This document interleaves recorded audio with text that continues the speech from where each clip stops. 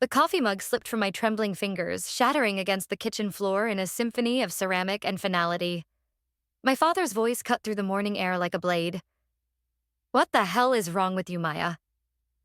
I stood there, 19 years old, watching the dark liquid seep between the tiles. My mother appeared in the doorway, her silk robe pristine despite the early hour, her expression already hardening before she even knew what had happened. "I'm pregnant," I said, the words falling as definitively as the broken pieces at my feet. The silence that followed wasn't just quiet. It was suffocating. My mother's hand flew to her throat, her perfectly manicured fingers pressing against her pearls. My father, Dr. Richard Blackwell, respected cardiac surgeon and pillar of our Connecticut community, took a step back as if I'd physically struck him. "You're what?" My mother's voice was barely a whisper. "4 months," I continued, my hand instinctively moving to my still flat stomach. "I kept waiting for the right moment to tell you, but there isn't one, is there?" My father's face cycled through emotions: shock, disappointment, rage, and something else I couldn't quite identify. Shame, maybe. Not for me, but because of me. "Who?"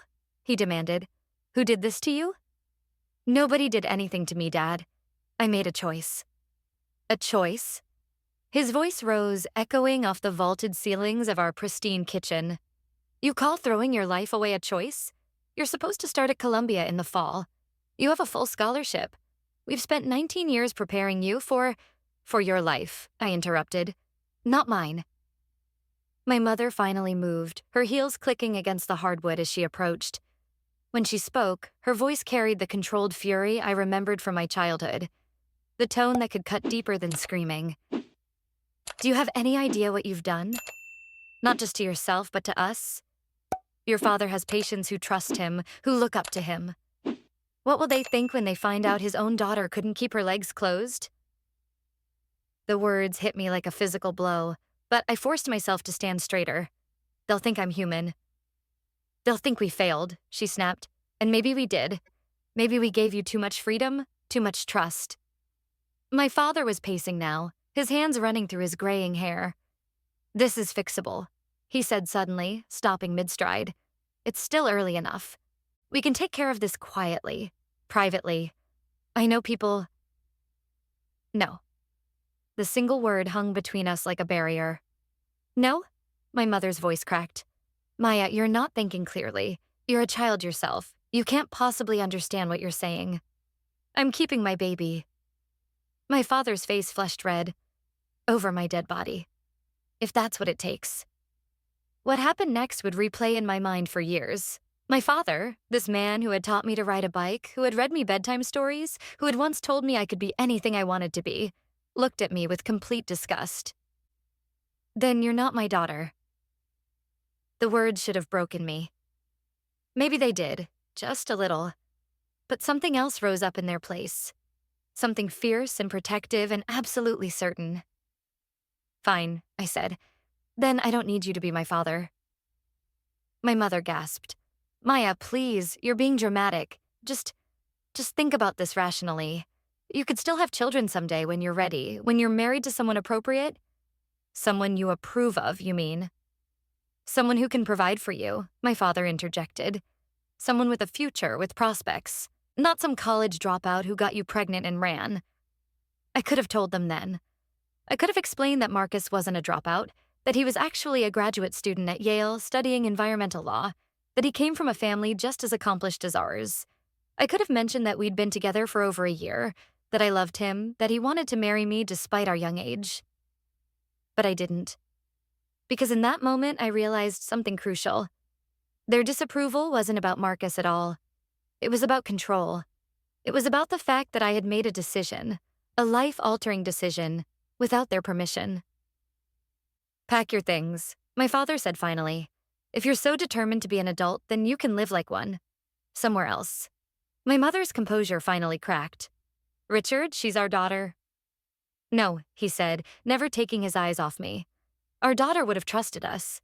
Our daughter would have come to us for help. This is just someone who shares our DNA." The pain of those words was physical, a sharp twist in my chest that made it hard to breathe. But I didn't cry. I couldn't give them that satisfaction. "I'll be gone by tonight," I said.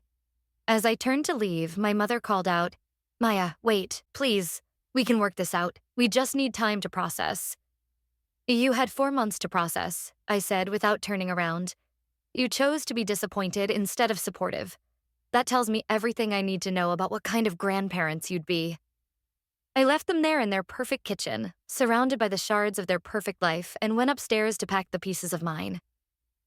The apartment Marcus and I found was tiny, a one-bedroom in New Haven that smelled faintly of the Thai restaurant downstairs. The walls were thin, the radiator clanged all night, and the bathroom had a persistent leak that left rust stains in the tub. It was nothing like the sprawling colonial I'd grown up in, with its manicured grounds and imported marble countertops. It was perfect. "You sure about this?" Marcus asked for the 100th time as we carried boxes up the narrow stairs. His dark hair was damp with sweat, his usually pristine button-down wrinkled and untucked. Even exhausted and worried, he was beautiful, all sharp cheekbones and intense brown eyes that seemed to see straight through me. "I'm sure," I said, setting down a box of my books. "Are you?" He stopped what he was doing and looked at me. Really looked at me, the way he had that first day in Professor Chen's environmental ethics class when I'd argued that individual consumer choices were just corporate propaganda designed to shift blame away from systemic issues.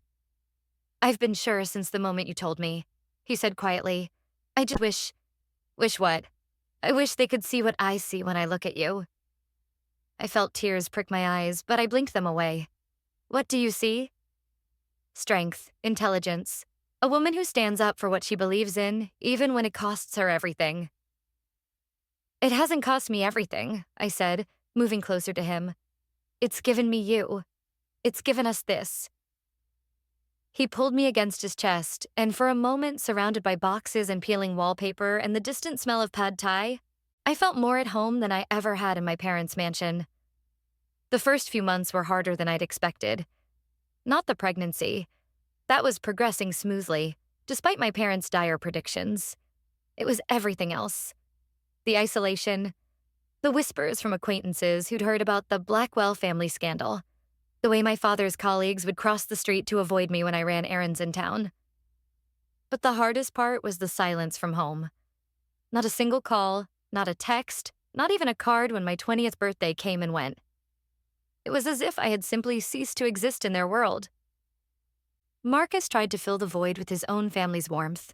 His parents, both professors at a small liberal arts college in Vermont, welcomed me with open arms and excited tears when we told them about the pregnancy. His mother, Dr. Elena Rodriguez, immediately began knitting tiny sweaters, while his father, Dr. James Thompson, started researching the best pediatricians in the area. "We know this isn't ideal timing," Elena said during one of our weekend visits, her hands never pausing in their knitting. "But babies have their own schedules, don't they? And you two, you have such good heads on your shoulders. You'll figure it out." It was exactly what I needed to hear, and exactly what my own mother should have said. The contrast was painful.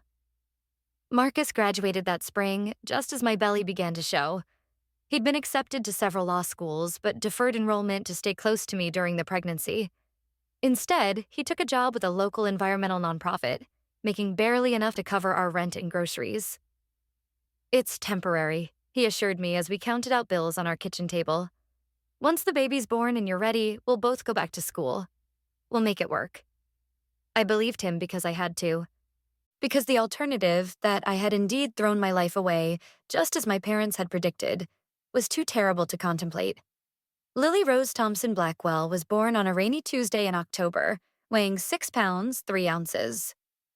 She had Marcus's dark hair and my stubborn chin, and when she wrapped her tiny fist around my finger, I understood for the first time what unconditional love really meant.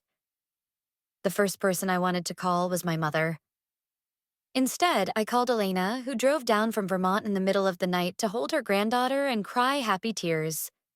James arrived the next morning with flowers and a teddy bear and promises to teach Lily about birds and trees and the importance of protecting the environment. My parents found out about Lily's birth through a mutual friend. Apparently, news traveled fast in our small social circle. I know this because exactly 1 week after I brought her home, a delivery truck arrived with an enormous gift basket from Tiffany Company. Inside was a sterling silver baby cup, engraved with Lily's initials, and a card that simply read, "Congratulations, the Blackwells. No love, no grandma and grandpa, no, we'd like to meet her." Just a formal acknowledgement that she existed, wrapped in expensive silver and impersonal politeness. I put the cup in a box in the closet and never used it. The years that followed were a blur of sleepless nights, part-time jobs, and careful budgeting. Marcus eventually went back to law school, studying at night while working during the day. I took online classes toward my degree, fitting coursework around Lily's naps and daycare schedules. We were exhausted, broke, and sometimes snappy with each other from the stress. But we were also happy in a way I'd never experienced growing up in my parents' house. A deep, quiet contentment that came from building something together, from watching Lily take her first steps in our cramped living room, from celebrating Marcus's law school graduation with pizza and cheap champagne. I didn't think about my parents much during those years. There was too much immediate life to live, too many small crises and tiny victories to focus on past hurts. But sometimes, usually late at night when I was feeding Lily or reviewing flashcards for an exam, the silence would hit me like a wave. They had chosen their disappointment over their daughter. They had chosen their reputation over their granddaughter. It was a choice that said everything about who they really were, underneath all that polish and success. By the time Lily was 5, our lives had stabilized considerably. Marcus had passed the bar and was working for a prestigious firm in Hartford, specializing in environmental law. I had finished my degree in social work and was working for a nonprofit that helped at-risk families navigate social services. We'd moved into a small house in a good school district, complete with a fenced backyard where Lily could play, and a front porch where we'd sit in the evenings watching her chase fireflies. It wasn't the life I'd planned at 19, but it was good. Better than good. It was ours. That's when the letter arrived. I found it in the mailbox on a Thursday evening, my mother's familiar handwriting on cream-colored stationery that probably cost more than our weekly grocery budget. My hands shook as I opened it. Maya, your father has been diagnosed with early-onset Alzheimer's. The doctors say he has maybe 2 years before the progression becomes severe. We know we have no right to ask anything of you after how we handled your pregnancy, but we would very much like to meet our granddaughter while your father can still remember her. We understand if you say no. We know we haven't earned the right to be in your lives, but we're hoping you might find it in your heart to give us a chance to try to make amends. With love and regret, Mom. I read it 3 times before the words really sank in. Then I walked to the kitchen, poured myself a glass of wine, and called Marcus at work. "What do you think I should do?" I asked after explaining the situation. There was a long pause before he answered. "What do you want to do?" "I don't know. Part of me wants to tell them it's too late, that they made their choice and now they have to live with it." "And the other part?" "The other part thinks about Lily. About whether she deserves to know her grandparents, even if they were terrible to me." "They weren't just terrible to you," Marcus said gently.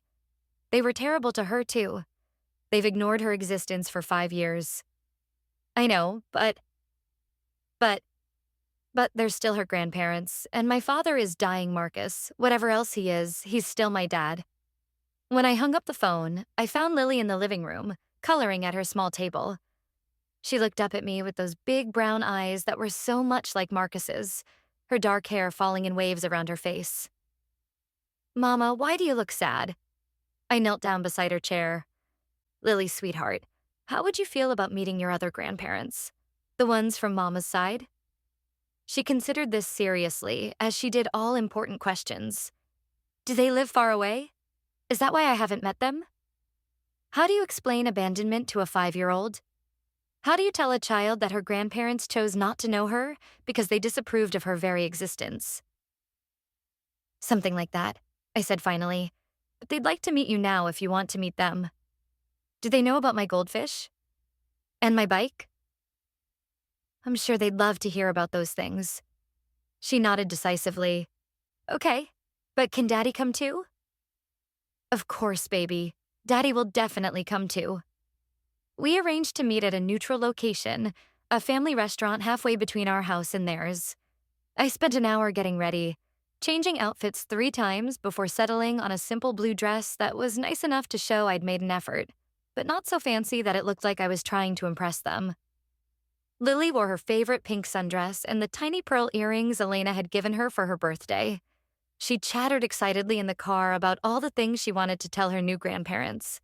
About kindergarten, about her best friend Sophie, about the butterfly garden she was growing with Daddy. Marcus squeezed my hand as we pulled into the restaurant parking lot.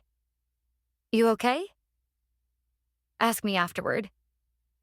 They were already seated when we arrived, looking older than I remembered but still impeccably dressed. My father's hair had gone completely gray, and there was something vague about his expression that hadn't been there before. My mother sat ramrod straight, her hands folded perfectly in her lap, every inch the society matron. They stood when they saw us approaching, and for a moment we all just stared at each other across the years of silence and hurt. Then Lily, bless her fearless heart, bounced forward with a bright smile. "Hi, I'm Lily. Are you my grandparents?" My mother's composure cracked immediately. Her hands flew to her mouth and tears spilled over her carefully applied makeup. "Oh," she whispered. "Oh, you're beautiful."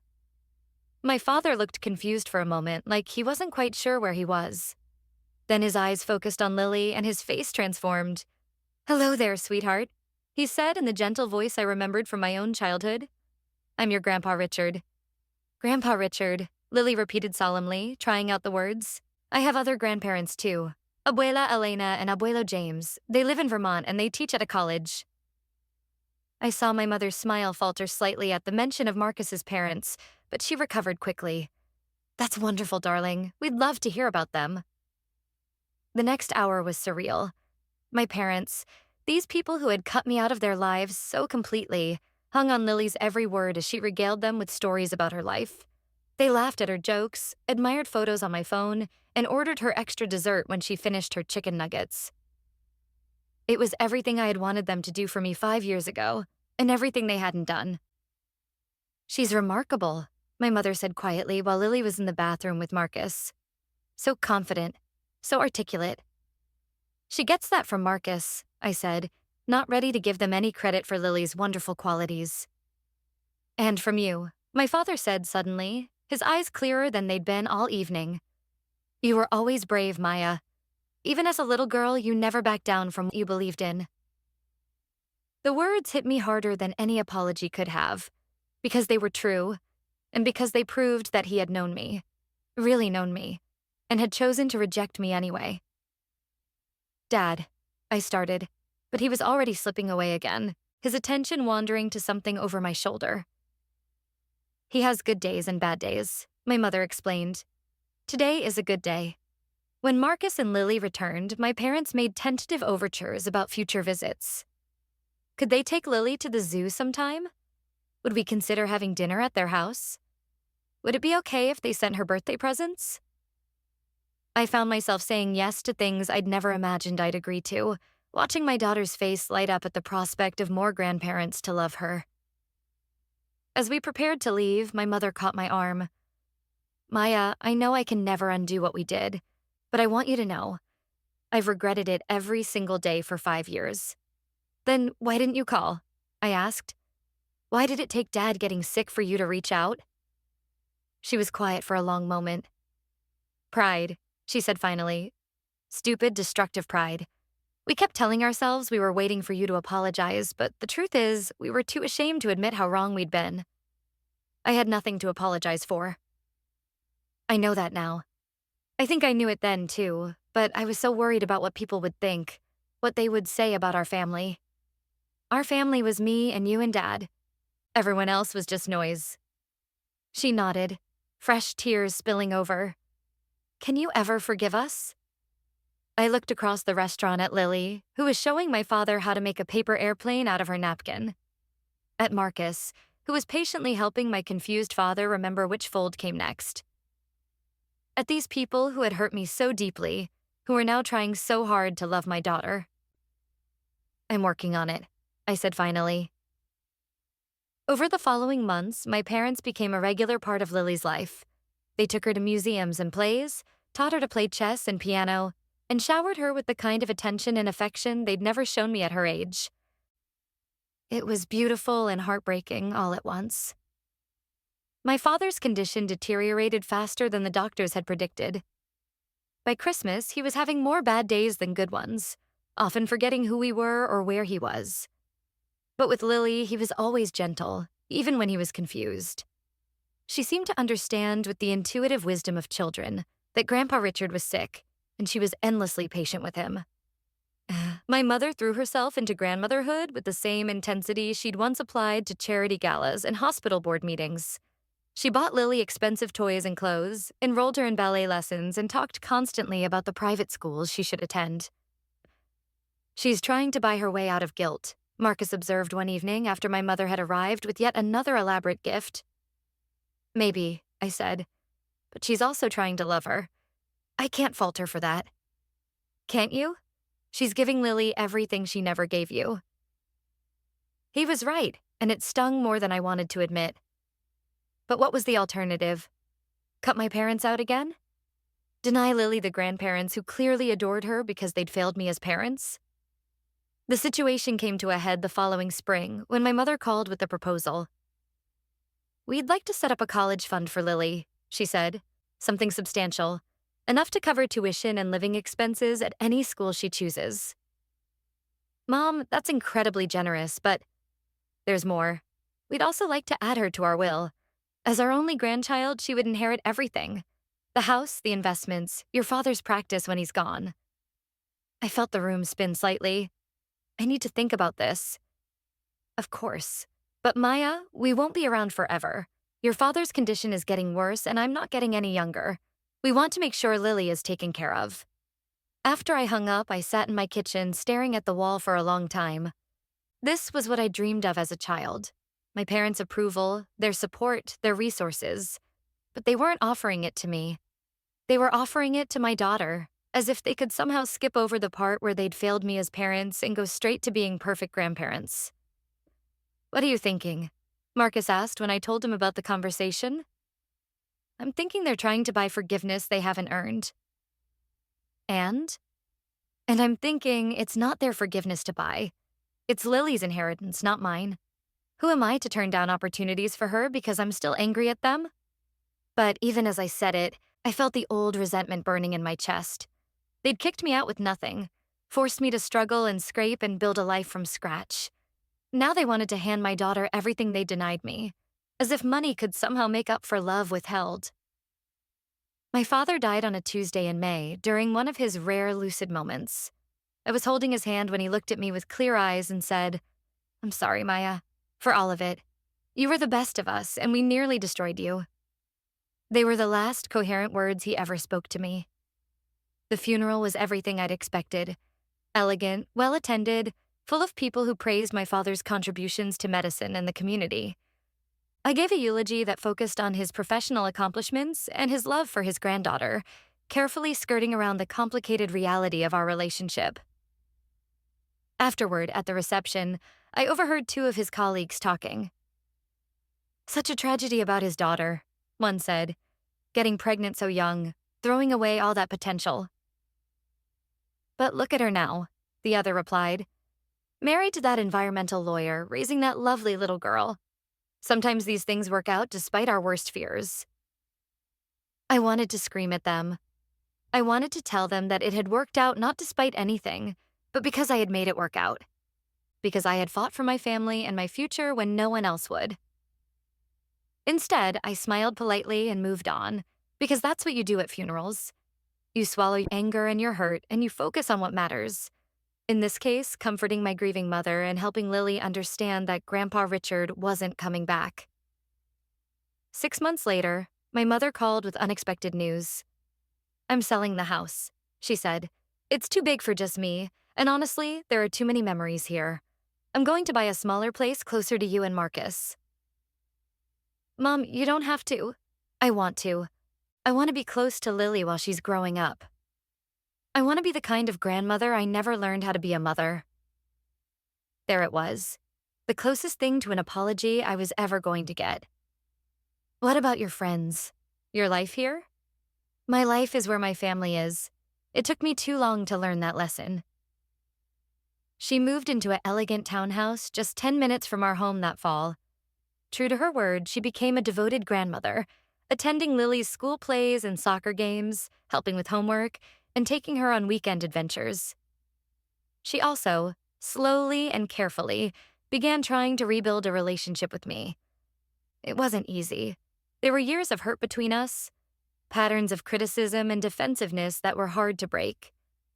But we tried, for Lily's sake and maybe for our own. The breakthrough came the following Christmas when Lily asked why I didn't have any baby pictures in our family albums.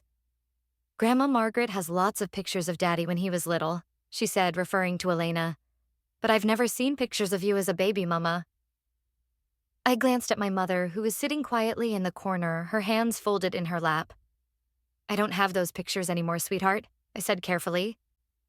Why not? Before I could answer, my mother spoke up. Because I have them, she said quietly. I kept all your mother's baby pictures and photo albums.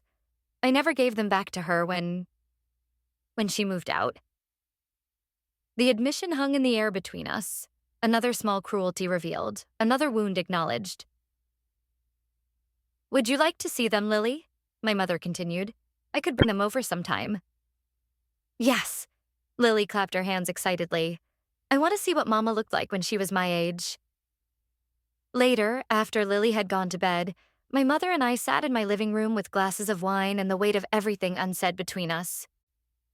I kept all of it, she said finally. Your baby clothes, your school awards, your artwork from kindergarten. I told myself I was preserving memories, but really I think I was punishing myself. Looking at it every day, remembering what I'd thrown away. Mom, let me finish, please. She took a shaky breath. I was so scared when you told us you were pregnant. Not scared for you. Scared for us. For our reputation, our standing in the community. I was more worried about what the neighbors would think than about whether my daughter needed my support. You were protecting the life you'd built. I was protecting an image, and I sacrificed my real life, my relationship with you, my chance to know my granddaughter from the beginning, to preserve something that didn't actually matter.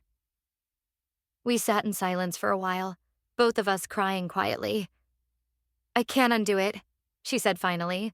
I can't go back and be the mother you needed when you were 19 and scared and facing the biggest challenge of your life.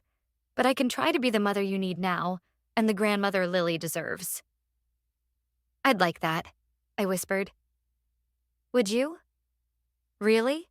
Even after everything? I looked around my small, warm living room, at the pictures of Lily and Marcus and our little family on the mantle, at the couch where we watched movies on Friday nights, at the bookshelf full of stories we read together before bed.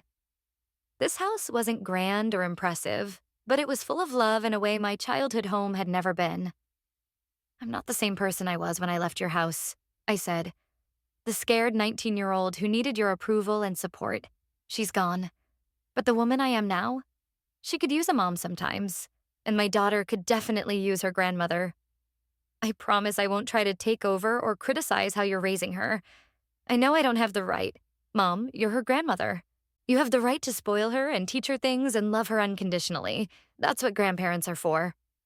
She was crying again, but this time they were happy tears. I love her so much, Maya.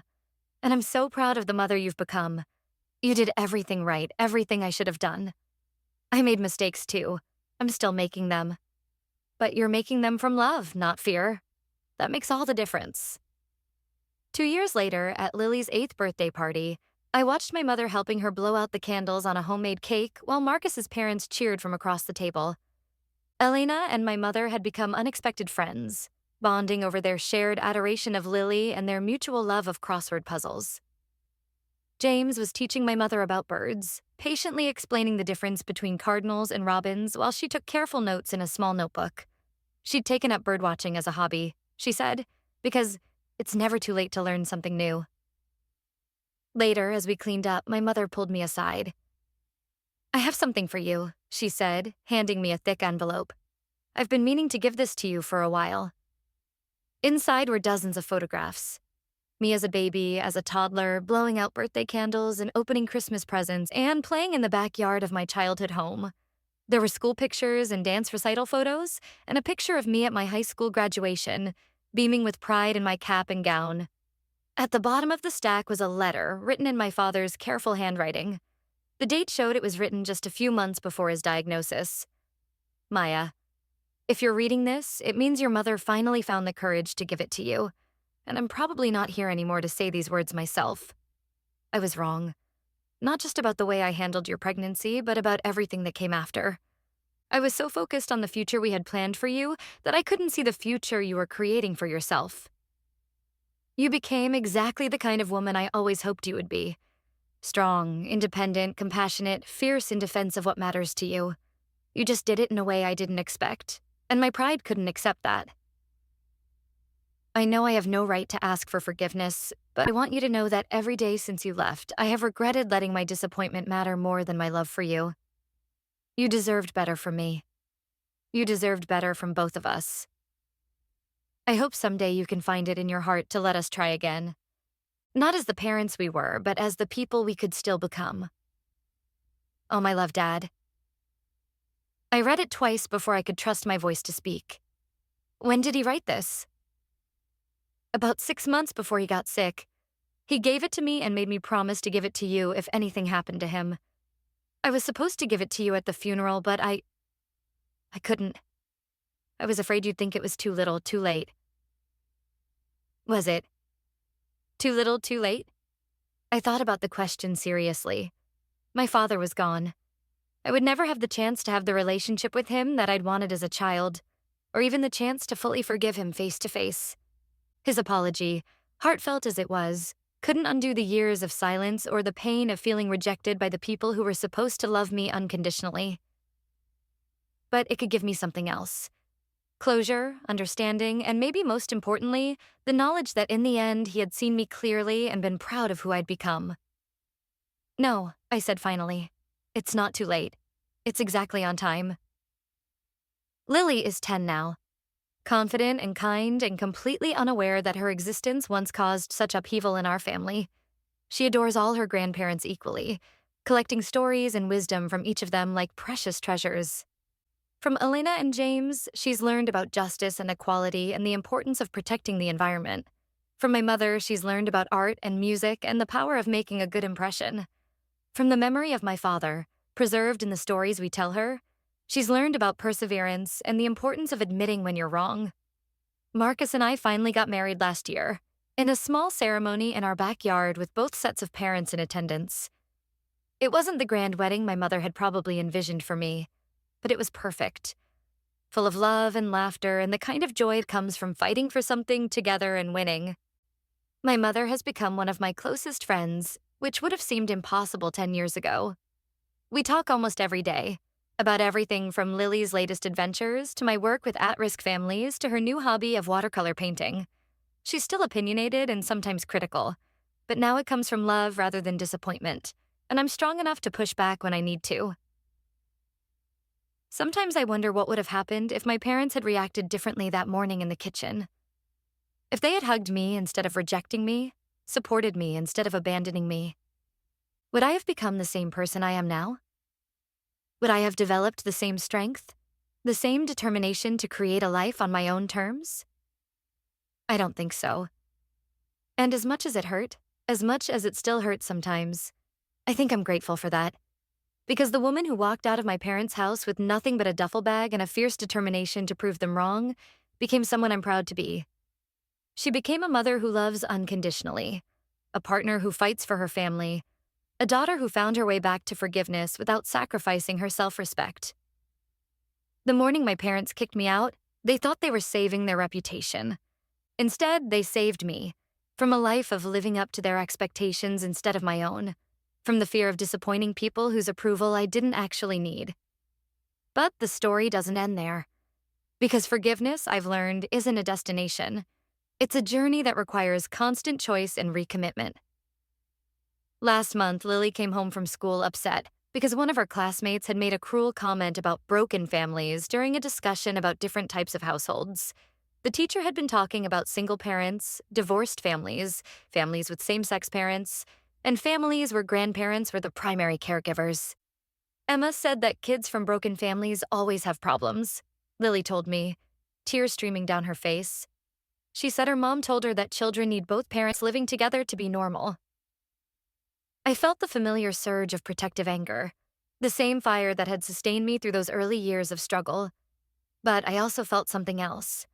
Sadness for Emma, a child who is already learning to judge others based on narrow definitions of normal. "What do you think, sweetheart?" I asked, pulling Lily onto my lap. "Do you feel broken?" She considered the question seriously, as she always did. "No," she said finally. "I feel loved. By you and Daddy and Abuela Elena and Abuelo James and Grandma. That's a lot of love for one person. More than some people get in a lifetime," I agreed. "But Mama, why do some people think families like ours are wrong?"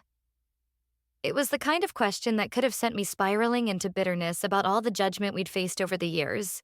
Instead, I found myself thinking about my mother, who had spent so many years worried about what other people thought that she'd nearly lost what actually mattered. "Sometimes people are afraid of things that are different from what they know," I said carefully. "And sometimes, when people are hurting or insecure about their own lives, they make themselves feel better by putting down others. Like when Emma's parents got divorced last year and she was really mean to everyone for a while?" Exactly like that. Hurt people sometimes hurt other people. So what should I do when people say mean things about our family? I thought about all the responses I could give her, about standing up for herself, about educating ignorant people, about not letting others' opinions define her self-worth. But what I said was simpler and I hoped more powerful.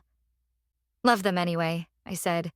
"Not because they deserve it, but because love is stronger than fear, and kindness is stronger than cruelty. And sometimes, when people see you being happy and confident despite their predictions of doom, it makes them question whether they were right in the first place." It was a lesson I'd learned the hard way, that the best revenge against people who doubt you isn't proving them wrong through anger, but proving them wrong through joy. This philosophy was tested just a few weeks later when my mother called with news that rocked our carefully reconstructed family peace. "I ran into the Hendersons at the grocery store today," she said, her voice tight with old anger. "They asked about Lily, and when I showed them pictures, Carol Henderson had the audacity to say, well, she certainly turned out lovely despite the circumstances of her birth." I could hear the hurt in my mother's voice, not just for herself, but for me and for Lily. She'd become fiercely protective of our family, like a lioness who'd found her cubs. "What did you say?" I asked. "I said that Lily turned out lovely because of the circumstances of her birth, because she has parents who chose to love her before she was even born, and because she's being raised by people who value courage over conformity." I felt tears prick my eyes. This was the mother I'd needed all those years ago, the one who would fight for her child instead of worrying about what the neighbors thought. "I'm proud of you, Mom." I should have said that to Carol Henderson 15 years ago. I should have told everyone who whispered about our family scandal that my daughter was braver at 19 than most people are in their entire lives. You're saying it now. That's what matters. Is it enough? Will it ever be enough? The question hung between us, loaded with years of regret and the desperate hope for redemption. I thought about my father's letter, about the grace I'd found to forgive him after his death. I thought about Lily's easy acceptance of all her grandparents' flaws and virtues. I thought about the woman I'd become, not in spite of my parents' rejection, but partially because of it. "It has to be," I said finally, "because the alternative is spending the rest of our lives prisoners to the past." But forgiveness, I was about to learn, is more complicated than I'd thought. Because just when I thought our family had found its equilibrium, life threw us another curveball. It started with a phone call from a lawyer. Not Marcus's firm, but someone I'd never heard of. My mother had been in a car accident, he said. Nothing life-threatening, but serious enough to require surgery and a long recovery. More importantly, the accident had been caused by a young mother who'd been texting while driving, and my mother was considering a substantial lawsuit. The other driver was completely at fault, the lawyer explained when I met with him.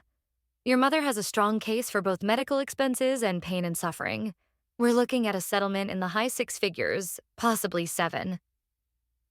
I should have felt relieved that the money would cover my mother's medical bills and help her through her recovery. Instead, I felt a familiar knot of anxiety in my stomach. What does my mother want to do? That's what she'd like to discuss with you. She's asked me to present you with an option. The option, as it turned out, was this. My mother wanted to donate the entire settlement to the nonprofit where I worked, establishing a fund to help young mothers in crisis, women who found themselves pregnant, scared, and abandoned by their families. She wants to call it the Lily Rose Foundation, the lawyer said, to help other young women who might find themselves in the position you were in 15 years ago. I sat in stunned silence, processing the implications. My mother wanted to turn her accident, and the other driver's mistake, into something that could help women like I'd been. She wanted to create the support system for other young mothers that she'd failed to provide for me. It was beautiful and heartbreaking and somehow perfectly fitting, but it was also complicated. The other driver, I said slowly. The one who caused the accident. What's her situation? The lawyer consulted his notes. 23 years old, single mother of 2. She was on her way to pick up her kids from daycare when she got a text from her ex about missing a child support payment. She looked down to respond and ran the red light. Is she facing charges? Reckless driving, likely. Her insurance will cover most of your mother's medical bills, but a lawsuit this size could bankrupt her. I felt the familiar tug of empathy that had led me into social work in the first place. Here was another young mother, probably scared and overwhelmed, who'd made a split-second mistake that could destroy her life. How could I feel good about my mother creating a foundation to help women like her while simultaneously destroying another woman in a similar situation? I need to talk to my mother, I said. I found her in the hospital, looking smaller and more fragile than I'd ever seen her, surrounded by flowers and get-well cards from the various clubs and organizations she'd joined over the years. But her eyes were bright and alert, and she smiled when she saw me. Did you talk to the lawyer? She asked without preamble. I did. Mom, are you sure about this? It's a lot of money to give away. What else am I going to do with it? Buy another house I don't need? Take cruises I don't want? Maya, I have more money than I could spend in 2 lifetimes, but this could actually make a difference. What about the other driver? The woman who hit you? My mother's expression grew thoughtful. What about her? She's a single mother, Mom. 2 kids struggling financially. A lawsuit this big could ruin her life.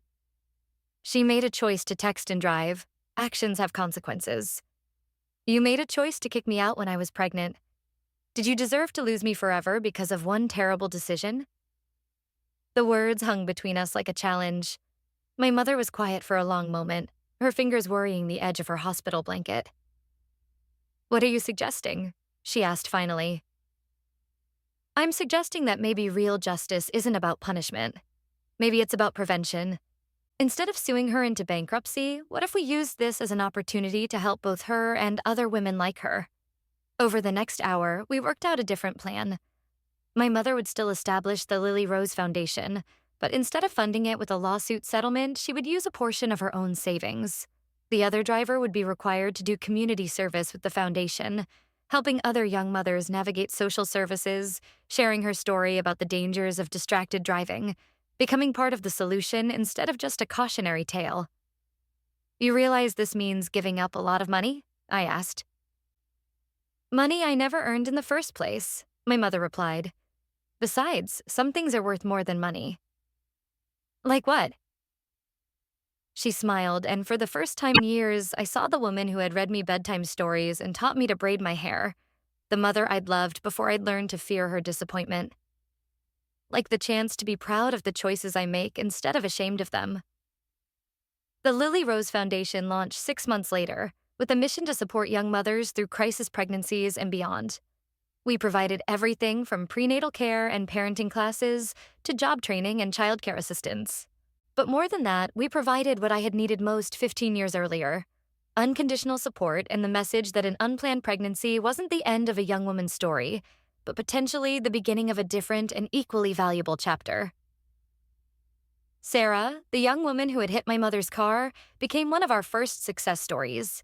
Through the Foundation's job training program, she learned bookkeeping skills and eventually became our office manager. More importantly, she became a living example for other young mothers that mistakes don't have to define you, that you can make amends and move forward and build something better. At our first annual fundraising gala, I stood at the podium looking out at a room full of people who had come to support our mission. My mother sat at the head table, radiant in a silver gown, beaming with pride. Marcus and Lily were at a table near the front, along with Elena and James. Sarah was there too, along with dozens of other young mothers whose lives had been touched by our programs. 15 years ago, I began, I found myself 19, pregnant and thrown out of my family home. I thought my life was over. I thought I had failed everyone who mattered and disappointed everyone who had ever believed in me. I paused, looking directly at my mother. I was wrong about a lot of things in that moment. But the biggest thing I was wrong about was thinking that failure was permanent, that one difficult choice would define me forever. I went on to talk about resilience and second chances, about the difference between punishment and justice, about the power of community to lift people up instead of tearing them down. But what I was really talking about was grace. The grace to forgive others their failures, and perhaps more importantly, the grace to forgive ourselves our own. Later, as the evening wound down, my mother and I stood together on the hotel balcony, looking out at the city lights. "Do you think she would be proud?" I asked, thinking of Lily, who was now almost 11 and growing more confident and compassionate every day. "I think she already is," my mother replied. "I think she sees the family we've built, all of us, together, and knows that love really can conquer everything. Even disappointment? Even pride? Even years of silence and hurt? Especially those things." She squeezed my hand. "Maya, I need you to know something. The morning you told us you were pregnant, when your father and I reacted so badly, that wasn't about you. It was about our own fears and insecurities and the pressure we put on ourselves to look perfect. I know that now. Do you? Really? Because I spent so many years thinking you had disappointed us, when the truth was, we had disappointed ourselves. We had raised a daughter who was brave enough to make hard choices and stand by them, and instead of celebrating that strength, we punished it because it wasn't the strength we had expected." I felt tears threatening again. Even now, after all these years, my mother's words had the power to heal wounds I thought had scarred over. "You turned out exactly as you should have," she continued. "Strong, compassionate, uncompromising when it comes to protecting the people you love. You became the woman I always hoped you would be. I just didn't recognize her when she first appeared. And now? Now I see her clearly, and I'm so proud of her that it takes my breath away." We stood in comfortable silence for a while, mother and daughter, two women who had hurt each other and found their way back to love. In the distance, I could hear the sounds of the city, cars and sirens and life continuing in all its messy, complicated glory. "Mom," I said finally. "Yes?" "Thank you for not giving up on us, for finding your way back." "Thank you," she replied, "for leaving the door open." Lily is 13 now, in that awkward phase between childhood and adolescence, where she's both wise beyond her years and charmingly naive about the complexities of adult relationships. She knows the basic facts of our family's history, that her grandparents and I had a big fight when she was born, that we didn't speak for several years, that we eventually reconciled. What she doesn't know, and what I hope she'll never need to know, is how close we came to never finding our way back to each other. How pride and fear and the weight of expectations nearly destroyed something that should have been unbreakable. But she understands forgiveness in a way that amazes me. When her friend betrays her trust, or when Marcus and I have one of our rare but heated arguments, she doesn't hold grudges or keep score. She feels her hurt, processes it, and moves forward with an open heart. "Life's too short to stay mad forever," she told me recently, when I was struggling with a difficult decision at work involving a colleague who had undermined one of my projects. "Where did you learn that?" I asked. "From you," she said simply. "From watching how you and Grandma worked things out. It struck me then that our family's story, with all its pain and reconciliation, had given Lily something precious. The knowledge that relationships can survive even serious wounds, that love is stronger than pride, and that it's never too late to choose forgiveness over resentment.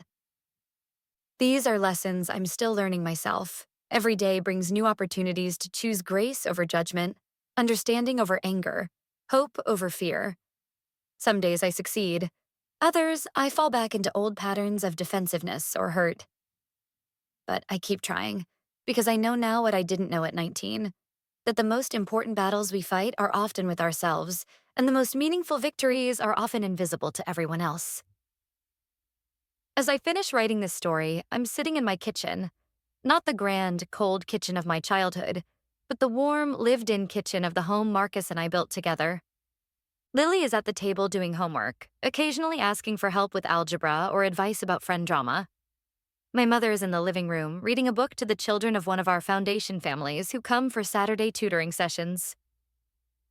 It's an ordinary evening in an ordinary life, and it's everything I never knew I wanted. The broken mug from that morning 15 years ago is long since forgotten, swept up and thrown away. But the moment it created, that instant when everything changed, when I was forced to choose between who I had been and who I wanted to become, that moment reverberates still. Because the truth is, we're all just one decision away from a completely different life.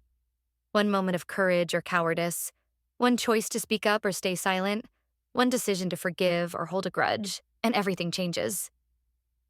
My parents chose fear, and then they chose love. I chose defiance, and then I chose grace.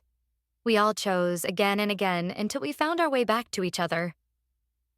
And maybe that's the real lesson here, that families aren't broken by conflict or even by cruelty. They're only broken when we stop choosing each other, stop believing that love is worth fighting for, stop hoping that people can change and grow and become better than they were. We are all imperfect people trying to love each other perfectly. Most of the time, we fail. But sometimes, if we're very lucky and very stubborn and very, very brave, we succeed in ways that transform not just our own lives, but the lives of everyone around us. The coffee mug shattered that morning, but my family didn't. It just took us 15 years to realize that broken things can be mended, that scattered pieces can be gathered back together, and that sometimes what we rebuild is stronger and more beautiful than what we started with. And in the end, that's enough. That's everything.